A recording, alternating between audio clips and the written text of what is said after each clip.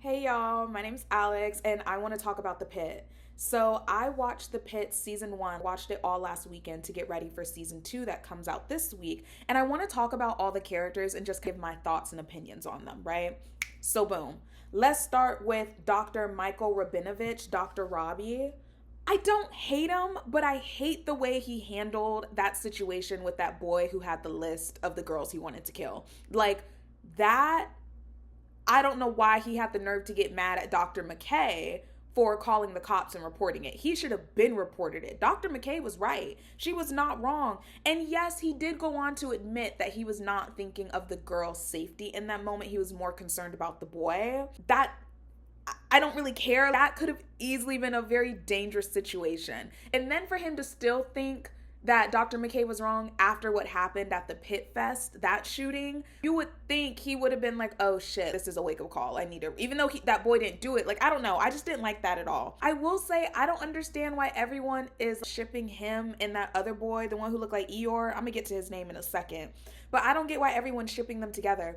I had that one little moment when Dr. Robby was kind of panicking, having a bit of a breakdown, but it ain't give that to me at all. So I don't know. I didn't get that at all. I will say for Dr. Robby, everything else in the show, I like how he handles himself because he's definitely like, what is he, head doctor? I don't know. What's his title? Let me see if it says here. The senior emergency attending physician at Pittsburgh Trauma Medical Center. Right. So I do like how he handles himself as a leader. I think he's a good, other than that shit with the kid, other than that, he's a good leader. I do like him as the leader of the group, so I can kind of overlook that. I'm kind of interested to see how I like this season, like season 2, not being able to binge watch it, because the format of the show is like each episode is an hour of their shift. So I'm interested to see how I like it watching it week by week. I haven't watched a show like that. I know 24 was like that, which came out years ago, but I didn't watch that show. I do think we have some interesting lore on Dr. Robby, knowing that like his mentor died of COVID. I think they've shown a lot of layers and a bit of history into his character already in season 1. Have the one kid, oh, I'm so bad with names, y'all. What was the kid whose girlfriend died? Jake? Was that his name?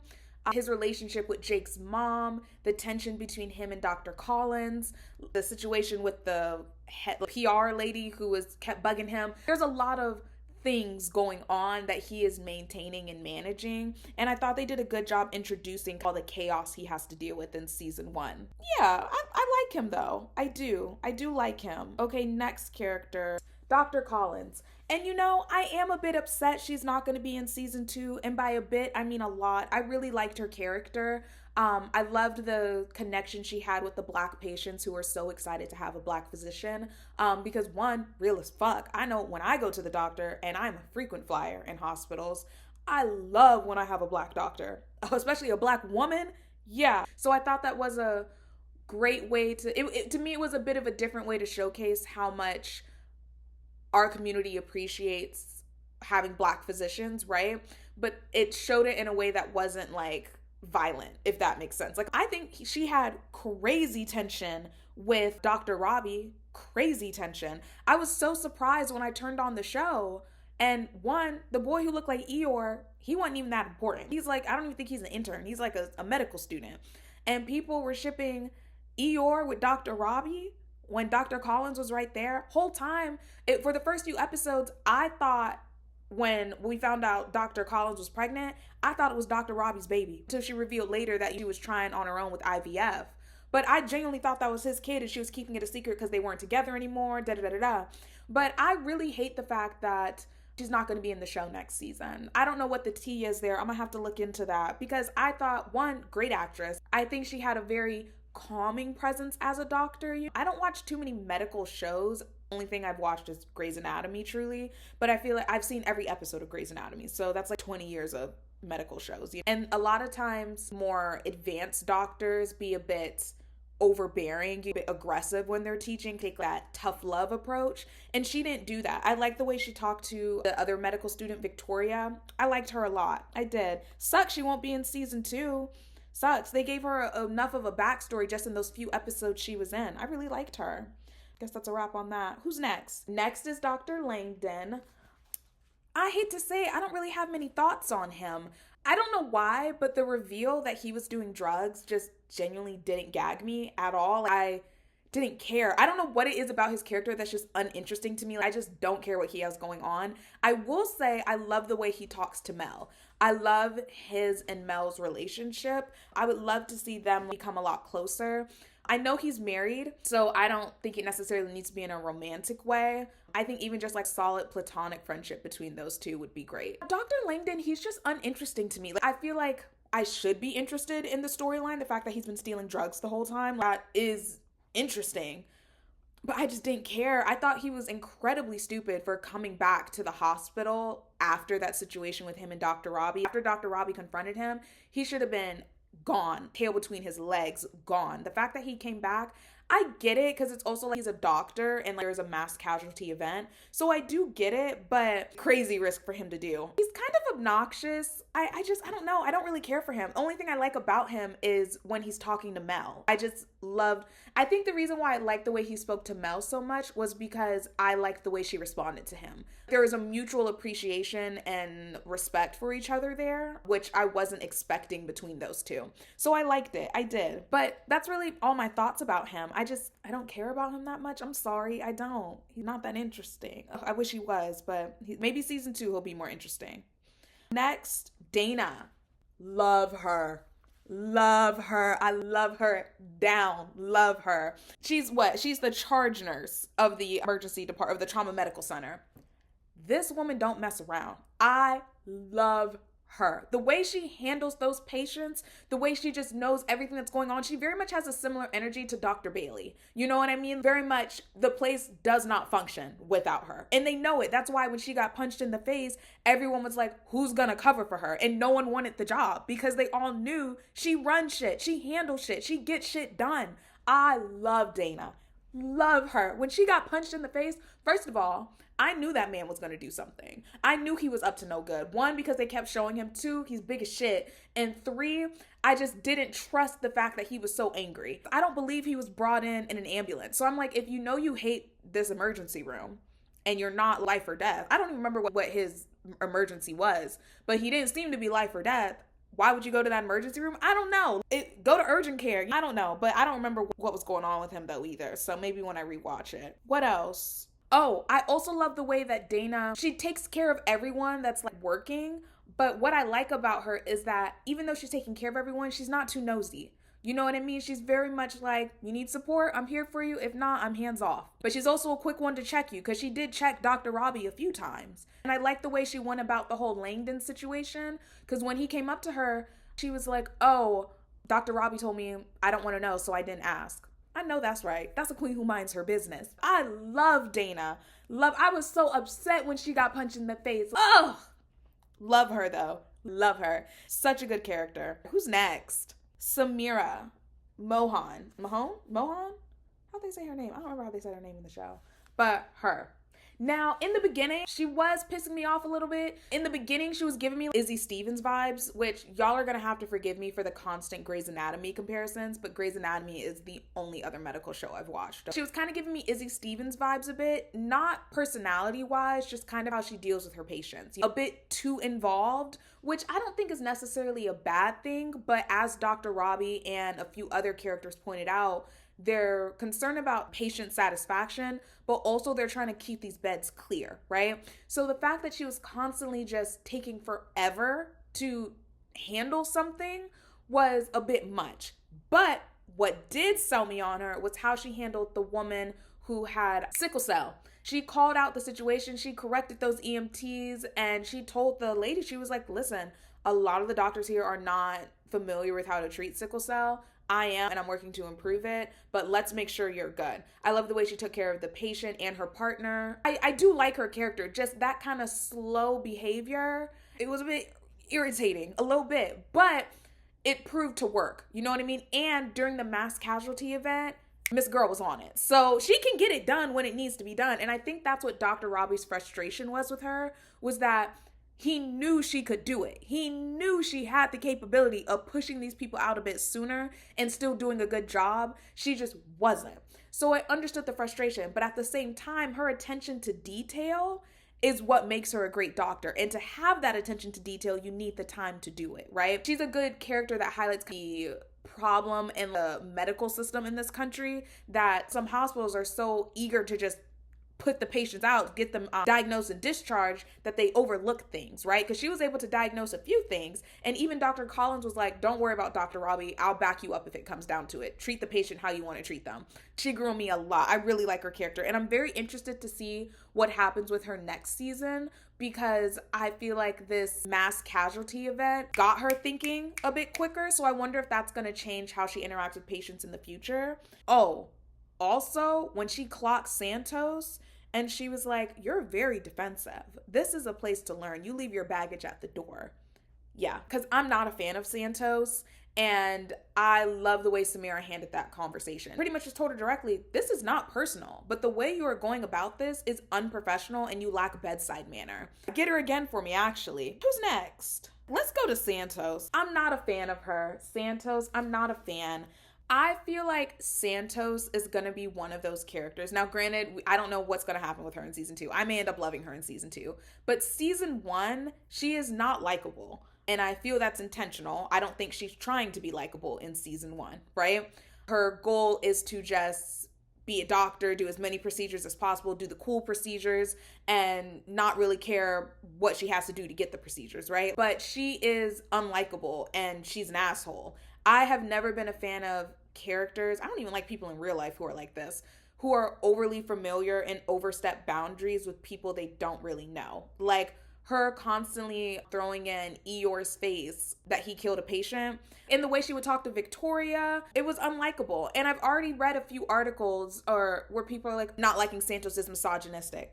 No, because first of all, the amount of fucking women on this show who are fucking amazing characters, not liking one of them does not make you misogynistic. It doesn't. Especially when the character is not trying to be likable. She is not trying to be liked at all. There is nothing likable about her character.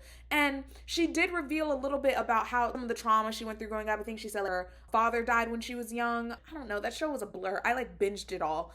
But she did reveal some things, and then she took Eeyore in at the end, so now they're roommates. And so, again, I don't think she's the villain of the show. Not at all. I don't even think she's the worst person in the show. I don't think she was wrong for reporting Langdon at all.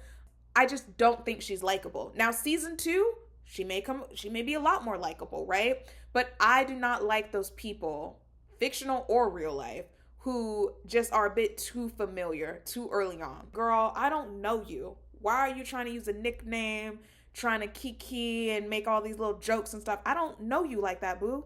No, back up. So I'm not a fan of her. I think she has potential to become likable. She has a lot of potential to become likable.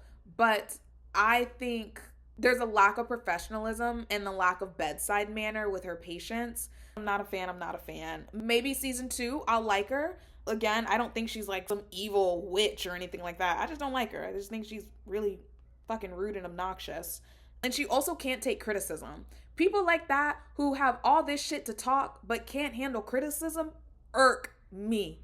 Every time someone was critiquing her, she got defensive, ready to post up. Girl, you was just talking all this shit. No. But again, there's room for improvement. I may like her next season. Who knows? Never say never. Who's next? Dr. McKay. I love Dr. McKay. I think of all the doctors I would want personally, Dr. Collins and Dr. McKay make the top 2. First of all, I love an underdog story. You know what I mean? And finding out that she has a fucking ankle monitor on her leg, and she used to be an addict and worked her way to where she is now to be able to take care of her son, be in her son's life, and not just take care of her son, but thrive. Because her son straight up told the father, I don't want to go home with you. I want to go home with mom. So not only is she thriving as a doctor, she's a great mother. I think she's a great character. I loved her the second she was telling Dr. Robby, she was like, we need to report that boy. The second he ran out that hospital, we need to report him. She was real as fuck for that, because what are we waiting for? What else? I love the way she treated Victoria. What's her last name? Victoria Javadi.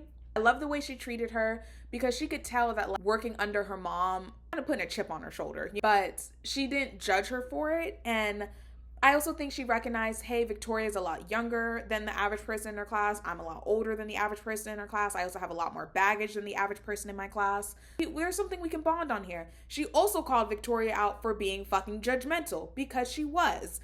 And I just love the way Dr. McKay handled everything. Even when she was calling Victoria out, she never was nasty. She never got rude. She was just like, you've been judging me all day. And I like people who can call out the bullshit and keep it cute. You know what I mean? Like, listen, there's no need to lie, but don't sit here and act like you're not being judgmental when you are. I also love the way she handled that one mother who was struggling with homelessness and trying to just be a safe space for her until Victoria fucking ruined it. I love Dr. McKay. I really do. I'm excited to see more from her. I really did like her. What else?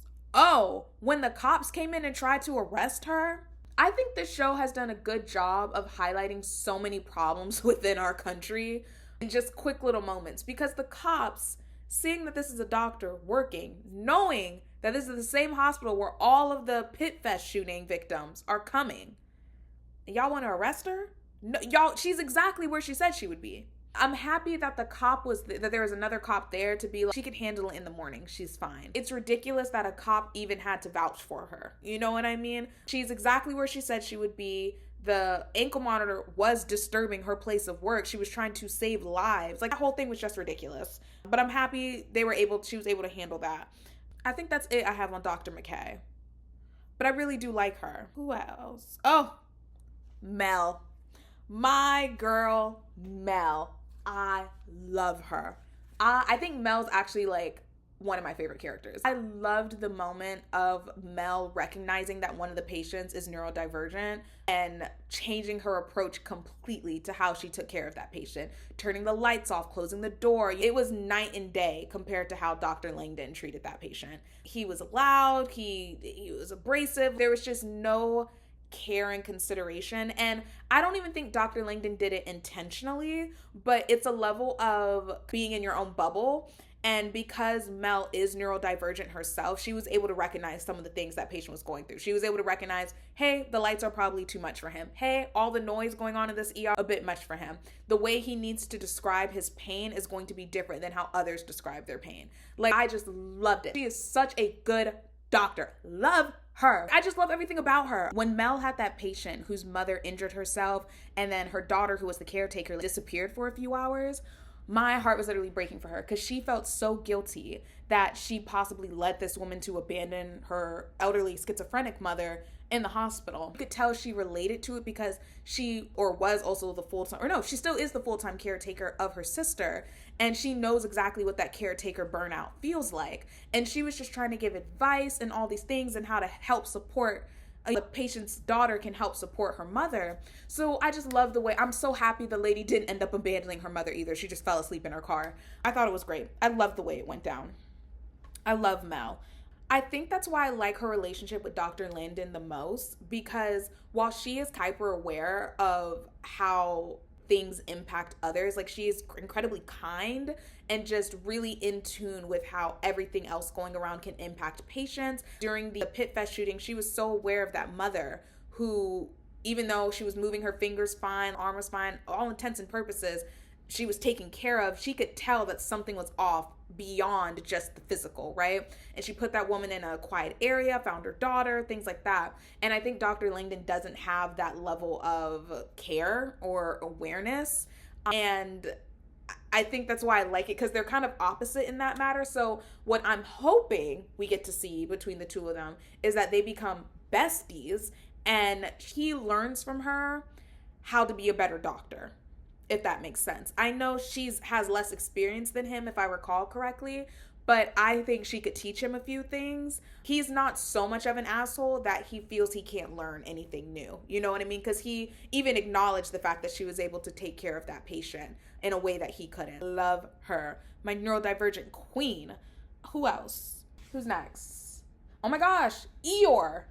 His name is Dennis Whitaker. I like him. I like Eeyore. I do. I'm sorry. His name's going to be Eeyore for me forever. He just gives Eeyore. I don't know where the fuck Santos got Huckleberry from. He looked like Eeyore.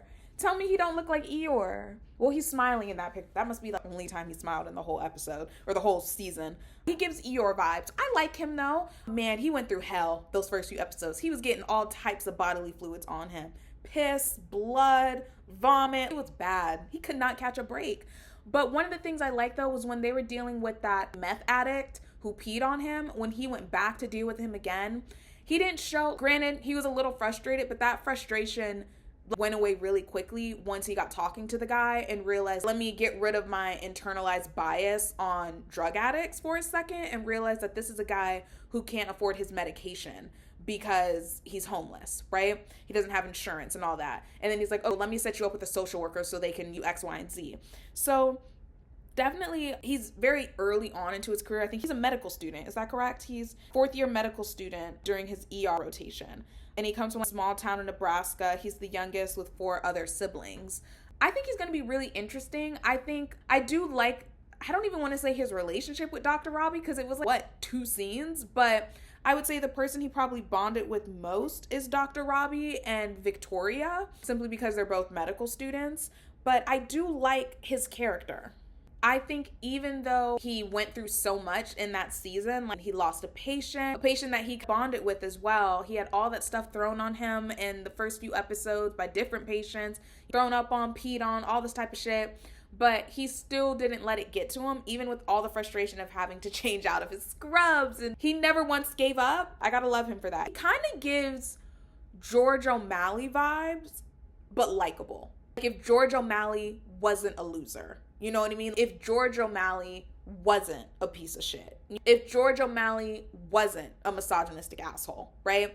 So I like him. I do like him. I feel like Eeyore is who George O'Malley should have been. I hope he lives. I think the scene where he finds Dr. Robby on the floor, I thought that was a really good scene.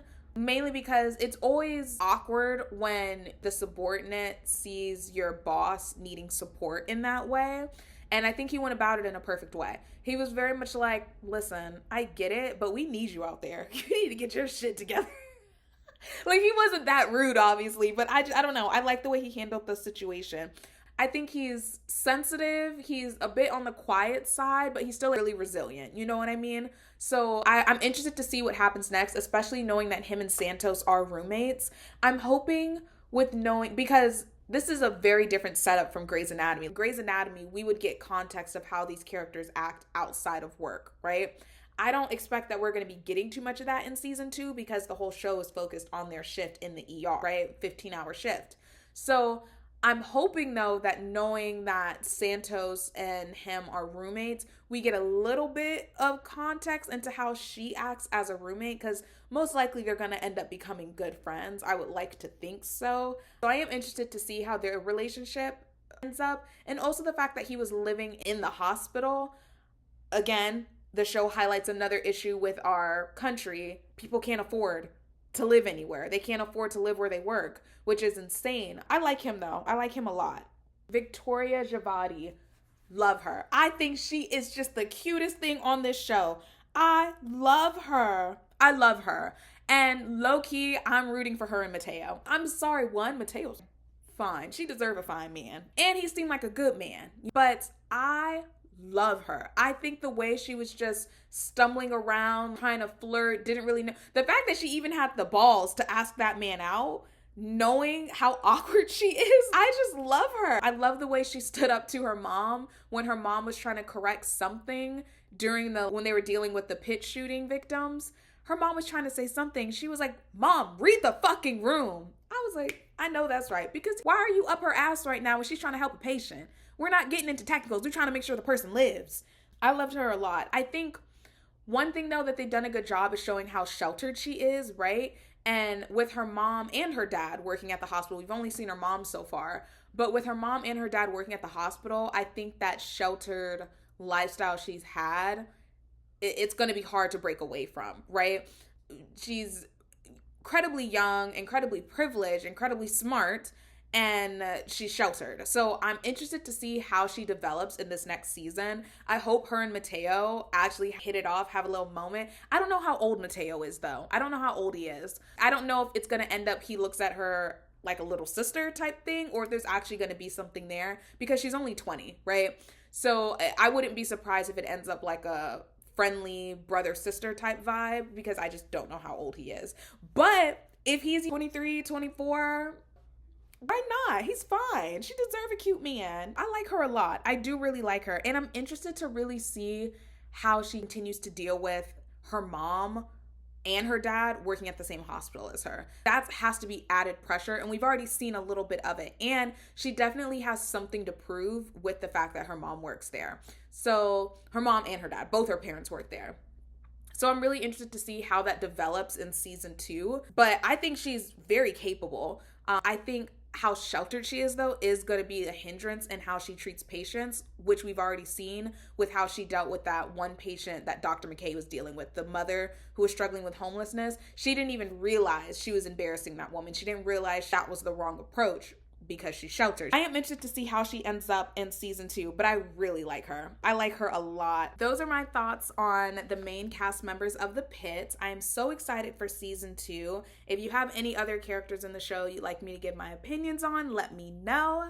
But I'm excited for season 2. Thank you guys so much for watching this video, and please subscribe to my page. I will be continuing to talk about The Pitt as well as other TV shows I love. This is also like my first YouTube video, so thanks for watching.